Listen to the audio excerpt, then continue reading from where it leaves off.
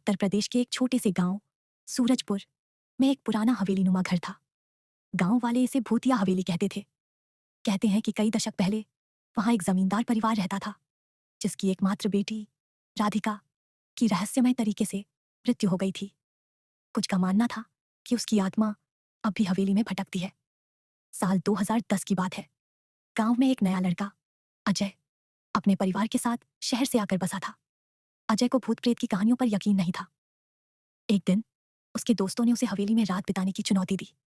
अजय ने हंसते हुए चुनौती स्वीकार कर ली। रात के करीब 11 बजे अजय अपने दो दोस्तों रवि और कमल के साथ हवेली पहुंचा।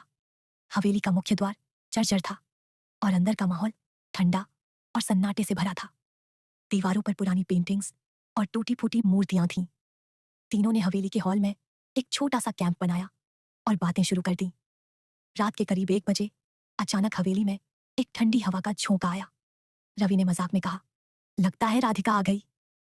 लेकिन अजय ने हंसकर बात टाल दी। तभी ऊपर की मंजिल से एक जोरदार आवाज आई, जैसे कोई भारी चीज गिर गई हो। तीनों चौंक गए। कमल ने डरते हुए कहा, यहां से चलते हैं, कुछ ठीक नहीं लग रहा। लेकिन अजय ने हिम्मत दिखाते हुए कहा, चलो देखते हैं क्या हुआ। तीनों ऊपर की सीढ़ियों की ओर बढ़े। सीढ़ियां चरमराती थीं और हर कदम के साथ अंधेरा गहराता जा रहा था। ऊपर पहुंचते ही उन्हें एक पुराना कमरा दिखा, जिसका दरवाजा आधा खुला था। अजय ने टॉर्च की रोशनी कमरे में डाली। वहां एक पुराना दर्पण था, जिसके सामने एक कुर्सी पलटी हुई थी। अचानक टॉर्च की रोशनी में दर्पण में एक छाया दिखी। वह एक औरत की आकृति थी, जिसके लंबे बाल चेहरे को ढके हुए थे। रवि चीख पड़ा और पीछे हट गया। अजय ने हिम्मत जुटाकर दर्पण की ओर देखा, लेकिन अब वहां कुछ नहीं था। तभी कमरे में एक फुसफुसाहट गूंजी, मुझे छोड़ दो। तीनों डर के मारे नीचे की ओर भागे, लेकिन सीढ़ियों पर किसी ने अजय का पैर पकड़ लिया। उसने नीचे देखा, लेकिन वहां कोई नहीं था।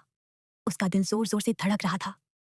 किसी तरह तीनों हवेली से बाहर निकले और गांव की ओर भागे। अगले दिन जब अजय ने गांव वालों को यह बात बताई, तो एक बुजुर्ग ने कहा, तुम लोग भाग्यशाली हो जो जिंदा लौट आए। राधिका की आत्मा उस हवेली में आज भी अपनी मौत का बदला ढूंढती है। उस रात के बाद अजय ने कभी भूत प्रेत की बातों का मजाक नहीं उड़ाया।